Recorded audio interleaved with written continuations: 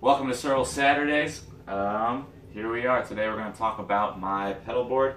Part of it at least, because going through the whole thing leads you down a deep dark rabbit hole that I've already gone down, and we're going to take it a little piece at a time. Coming in here, we have the full chain. I'll tell you about that, and then I'll focus on just a couple pedals today. I go right into my Polytune, which is good for tuning. Obviously you want to be playing in tune. It's pretty nice. You tap it on, you can strum all the strings, and you can see there's 4 lights on there, each one for a string, and then you can actually go to each individual string and tune from there. After my Polytune, I'm going into my Micropog by Electro Harmonics. That's an octave generator. We'll talk more about this one in a little bit. After that, I'm going into my Bass Overdrive by Boss. After that, it goes into the TC Electronics Spark Mini. That is a clean boost and signal. This next one is the Moogerfoogers Freakbox. This is my baby. We'll talk more about this one in a different episode. After the Freakbox, we're going into the low pass filter, again by Moog. It's part of their Moogerfoogers series. After the low pass filter, going into the Boss phaser, phase shifter, whichever you want to call it. After the phaser, going into the Dunlop 535Q Crybaby Wah. This one's pretty fun. I like to use this one because it gives me a little more options than the regular bass wah that they have. After the wah, we're going into the TC Electronic Hall of Fame reverb pedal. I just got that pedal, still working on utilizing that to its full potential. And last but not least in the chain, I have the Ditto Looper, again by TC Electronic. So, pedals we're going to focus on today. We're going to focus on the Micropog, the low pass filter, and the looper, because looping can be a lot of fun as a bass player and just as a musician in general, doing solo things, or it's also just a good practice tool as well. So starting with we'll start with the looper. It's pretty simple. You just tap it once to turn it on and record. You tap again to stop recording, and it just starts looping. So if I were to loop this, I tap it, and it keeps going. So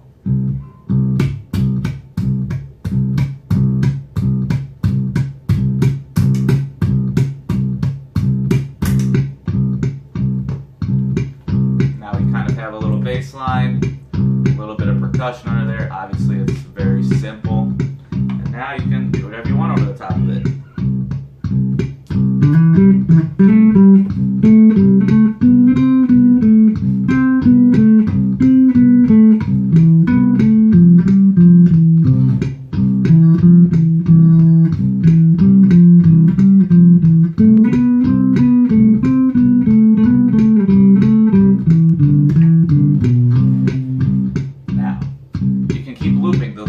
The cool thing about it is you can have unlimited loops on top of each other, unlimited layers. So if I wanted to do another note,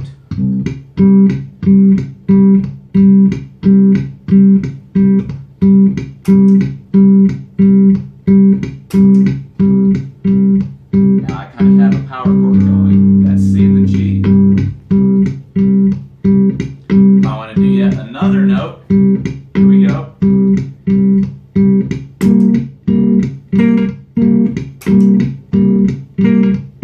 See, I kind of messed up in that one. I hit that third pulse a little strong, and some days I might keep it, some days I might not. Let's say I don't want to keep that particular layer. All I do is hold down, and it erases that previous layer, which is a pretty cool feature. If I want to stop the loop, just double tap. It stops. If I want to keep the loop playing, oops, I don't double tap to keep the loop playing, I just tap it to get it playing. If I want to erase the entire thing, I double tap and I hold. Now the looper is clean and it's empty, and then I can put more loops on it as well. Another cool thing about this looper in particular is you can load loops from a computer into it because it has a micro USB port, or you can also export loops out of it. So if you want to save loops on a computer, that's a pretty cool thing. Alright, so now we're come closer. Come closer so you can see the pedal board. Another thing about the looper too, it has the level, so if I want to make the loop very quiet, I can take it down to there. Actually, let's do that in real time.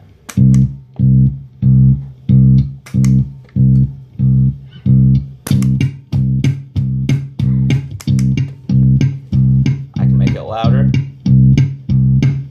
I can make it softer. Almost non-existent. So that's pretty cool. Now, come back, don't stray so far away.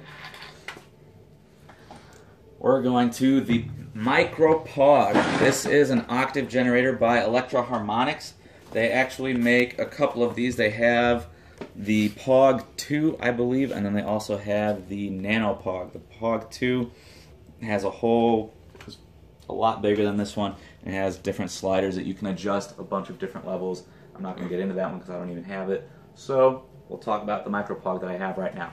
What it is an octave generator, and you have the 3 knobs right here. This knob affects the level of your dry signal. The middle knob affects the level of your sub octave. So if I play an A440, it's going to play an octave below that.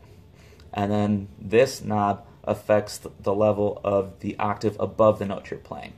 So let's just take this one out for a spin. Everything at 12 o'clock, you're going to hear, I'm going to be playing a C. You're going to hear the C, you're going to hear an octave below, and you're going to hear an octave above.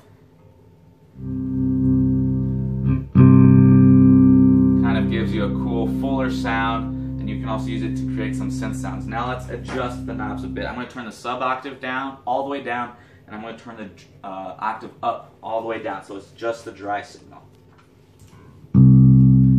Just my dry signal. Now I'm going to turn that sub octave back so that it's equal with the dry. Hear that lower end, and then now the octave up is going to be equal. Now you have octave up, middle octave, octave low. Now, another cool thing is you can take your dry signal completely out of the mix. So I have no dry signal right now. Now I just have the octave below and the octave above that you hear. Now if I want to take the octave up out, put that all the way down, gives you a nice synth bass sound.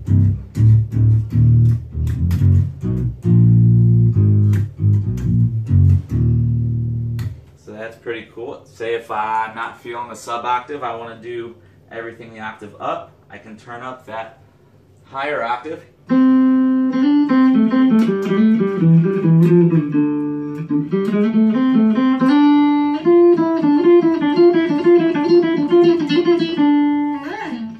So yeah, it's pretty fun. You can mess around getting the different octaves, and so you get that balance of what you want to hear. I personally, come back. I personally like to keep my dry octave at about 12 o'clock.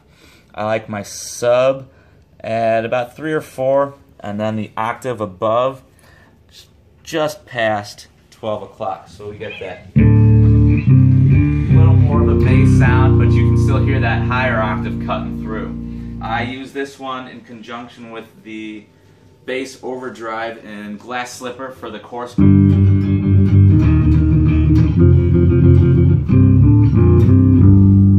I also use it in the bridge for No Running, where it goes into that halftime feel.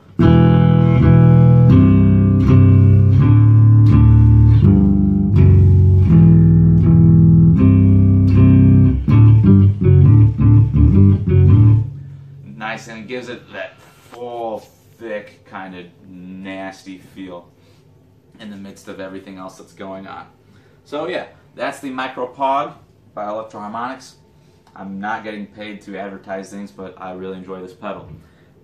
Moving on to one of my 2 favorite babies on the pedal board, the Moogerfoogers low pass filter. We're going to need to come in real close for this one. We got a lot going on here. What this is, it is an envelope filter. What it does it has a couple things going on. First, there's a little zip tie covering these so you can't really see it. This is the mix knob. This is the resonance knob. The mix knob, it adjusts your mix between the dry signal and the affected signal. So if it's all the way at 10, you're just getting the affected signal. So it's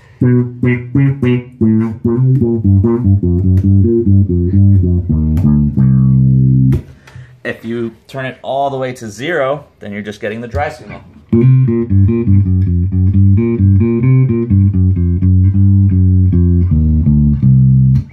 And if you put it in the middle, you're getting about half and half. With this one, I like to have the mix all the way up to 10 because I like to hear that wow, wow, wow.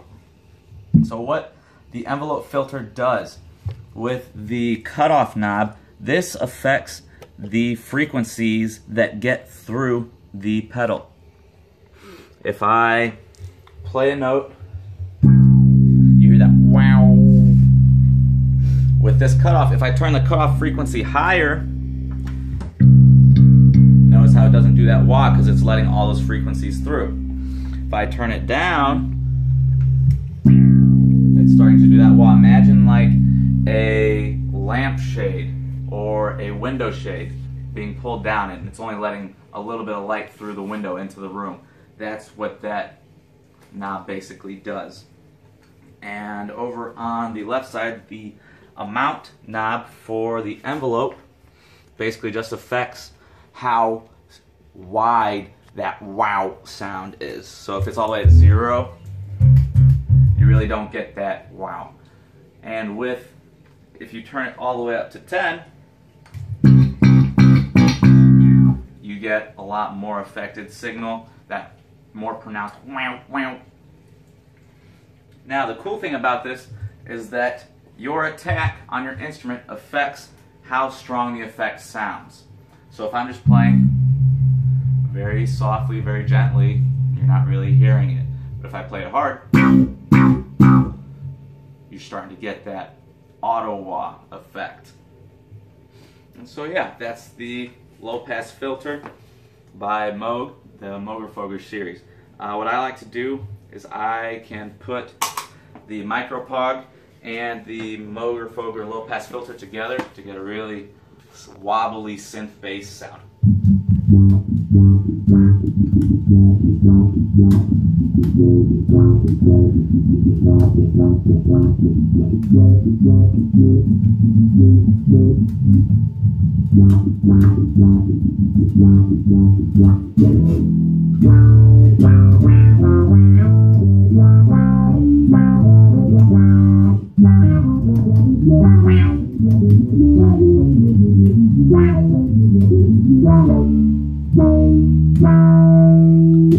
So yeah, that's pretty fun.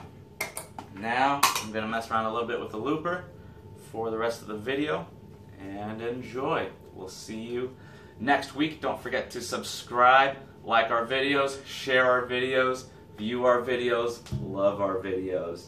I'm going to mess around and test the sound.